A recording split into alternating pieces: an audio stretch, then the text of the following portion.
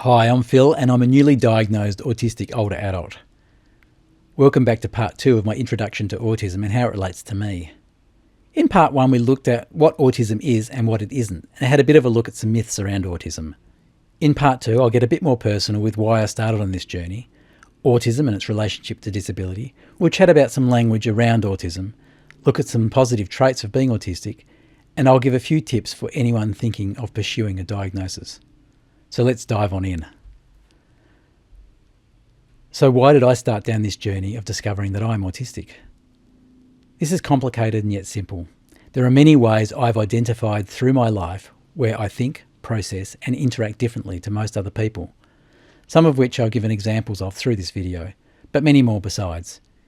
This led me to ask the question seriously about myself back in 2010. At that time I sought an official diagnosis for Asperger's syndrome, which is one form of autism, and was quickly dismissed by the diagnostician who saw me. I was told as I could make eye contact, had a uni degree and a stable job, I could not possibly have Asperger's syndrome.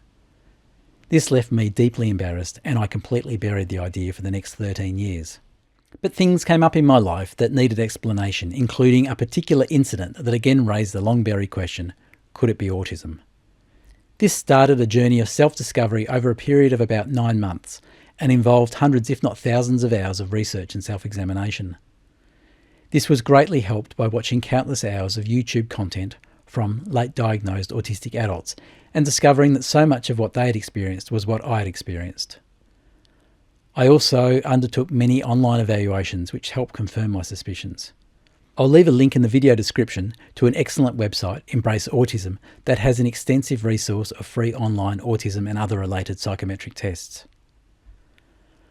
So I very nervously again sought an official diagnosis. This time my experience was quite different. Firstly, my GP was very matter-of-fact about the challenges I faced in obtaining a diagnosis and warned me of the large cost involved. She was concerned I would again be denied a diagnosis because I seemed to communicate so well, but she was still supportive and gave me lots of questions to resolve first in preparation. I was then extremely fortunate to find a psychologist who was an expert in diagnosing adults with autism, as distinct from diagnosing children. In fact, she was not only highly experienced with adult diagnosis, but also autistic herself, with an autistic child and currently completing a PhD in autism.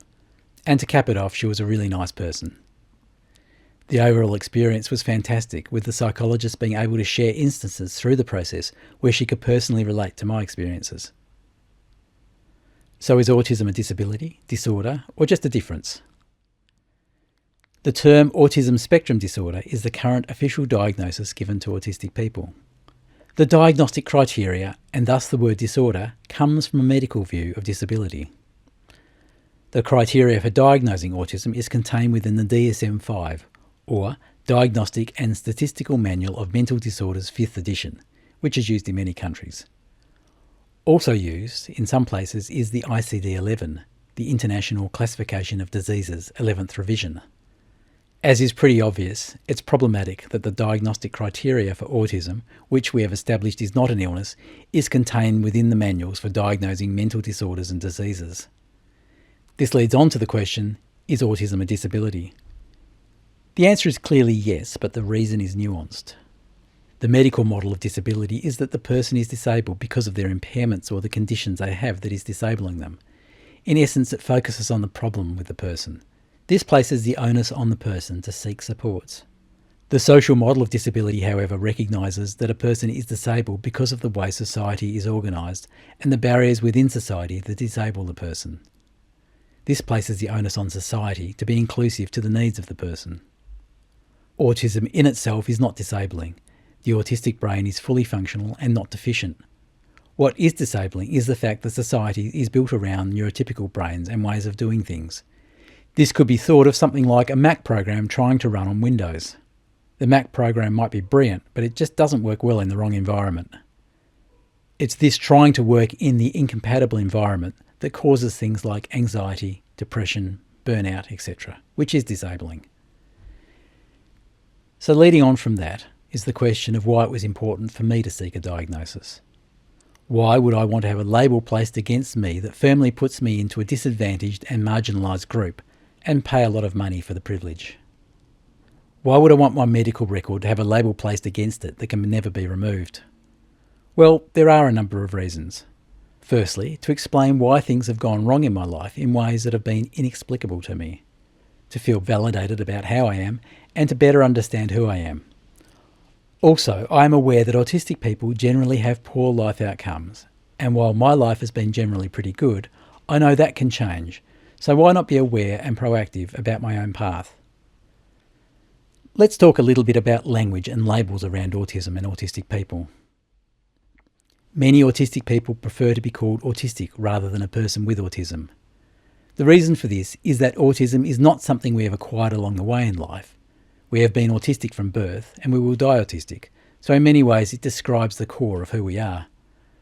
Others will prefer to say that they are a person with autism, and that's fine. It's up to each individual to decide what's best for them. Other key terms to mention are high-functioning and low-functioning autism. These terms are no longer widely used, as to say someone is high-functioning implies that there is someone else who is low-functioning, which is a bit disrespectful and unhelpful.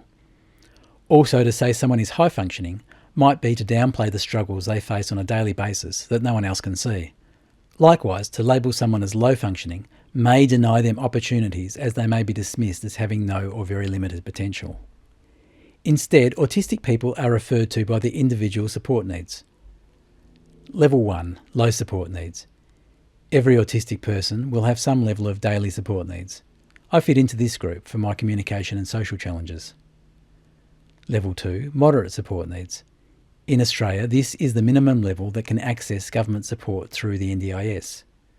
I fit into this group for my need for routines, repetitive behaviours and sensory profile. Level 3, high support needs. Some autistic people, like those in the wider population, may also have intellectual disabilities or other co-occurring conditions, which may mean they need higher support than other autistic people. Many autistic people will also have co-occurring conditions like ADHD, anxiety, depression, OCD, dyslexia, etc. These conditions may also affect what level of support the autistic person needs. On ADHD in particular, it's been shown that up to 80% of autistic people also have ADHD. In my assessment, it was identified that I sit in the 99.9th percentile, which means that I scored higher than 99.9% of people in my age group in the likelihood of having ADHD as well as autism. So this is something I'll be looking into further down the track. It's also worth mentioning that the level of support that an autistic person needs is not static and will vary as the demands in life change. For example, in my case, despite measuring in the highest level of severity of autism symptoms, my support needs are at a more moderate level, as other factors in my life are currently stable. Back to terminology. The term Asperger's syndrome is one that many people will be familiar with. This diagnosis was discontinued in 2012, with people being given a diagnosis of autism level 1 as the current equivalent. However, anyone who was diagnosed before 2012 with Asperger's syndrome is still entitled to use that term to describe themselves. One feature of autism that seems to cause intrigue within the wider community is the idea of autistic meltdowns, where the autistic person reaches a tipping point and goes into rage or breaks things, etc. While it might be intriguing from the outside, it's actually a sign the autistic person has become overwhelmed and a meltdown is the result. This can be a difficult one to talk about, as it is extremely distressing for both the autistic person and also for anyone else who might witness it. A meltdown is not the same thing as a tantrum, and it's not the autistic person trying to manipulate a situation or get attention. It's an uncontrolled outburst, and in some cases can cause damage to the autistic person in the form of self-harm. One example of this can be head hitting. In effect, this is like trying to hit the reboot switch on yourself. Of course, the danger here is causing long-term damage, which is not generally the desire of the autistic person. It's also extremely distressing and embarrassing to an autistic person when a meltdown occurs in the presence of other people. On a different point, there is also a strong link between autism and the gut. Many people who have experienced some form of anxiety will be familiar with a gut response to overwhelm. Expressions like butterflies in the tummy or a sinking feeling in the gut are often used to describe these types of experiences. For an autistic person, this connection is strongly physical and can also mean a high correlation to diagnosed gut disorders like celiac disease or other gastrointestinal disorders. In fact, I think I read somewhere that an autistic person, for example, is about 30 times more likely to be celiac than the wider population. The medical approach to diagnosis of autism is purely caged in the language of deficits. Autistic people also have many positive traits. Some of these include logical and process-based thinking, ability to recognise patterns because of a high level of detail in thought processes. Autistic people often have a strong sense of right and wrong and are driven by values. Autistic people are generally very honest and straightforward. The hyper-empathy in many autistic people mean they are attuned to social justice and animal welfare issues. Autistic people are often very loyal. As mentioned earlier, my journey to discovering I'm Autistic has been greatly helped by a number of late diagnosed autistic adult content creators and the information they have provided on their YouTube channels. I'll provide links to a few that I found really helpful in the video description, but there are many more out there doing great work. Feel free to check them out to learn more. Autism is also chronically underdiagnosed in older adults.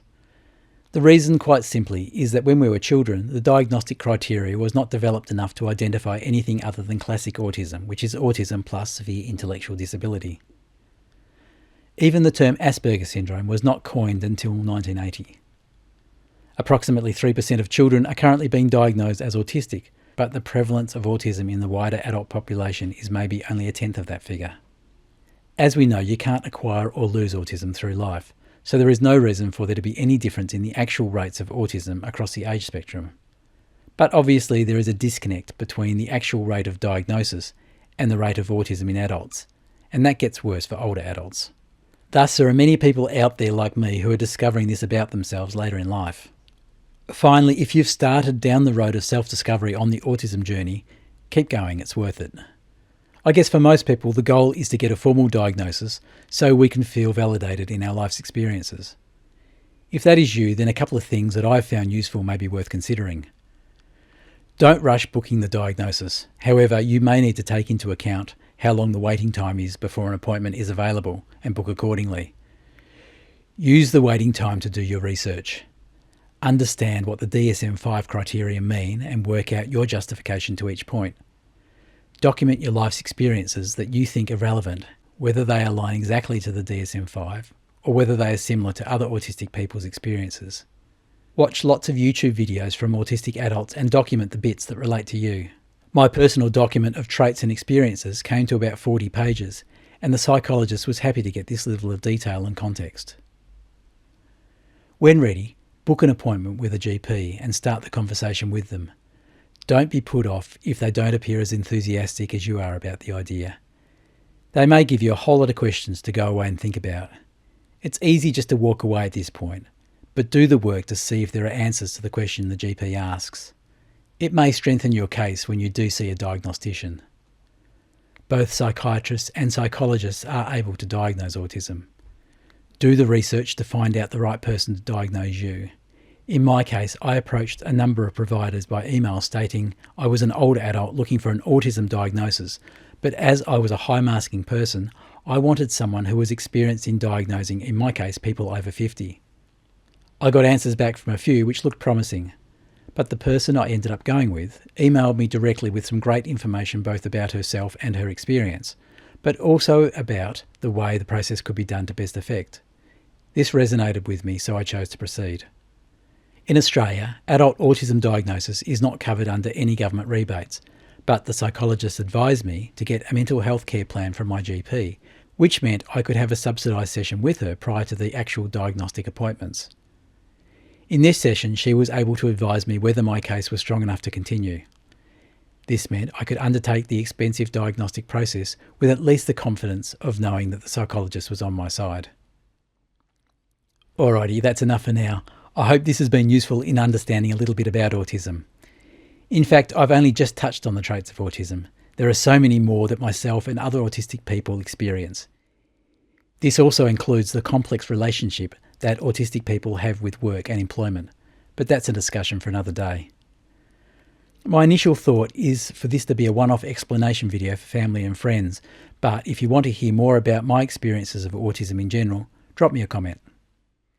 Also, please feel free to share this video with anyone who might find it useful, either because they know me or because they might be grappling with this topic personally. If some of this video has resonated for you and leaves you thinking that you might be autistic, I say welcome aboard. Also, it would be remiss of me for not mentioning at this point that the experiences and individual traits of autistic people are all quite different from each other. So while my experiences might resonate in some areas, in other areas maybe not at all. This leads to the saying, if you've met one autistic person, you've met one autistic person. Thanks for watching. See you later.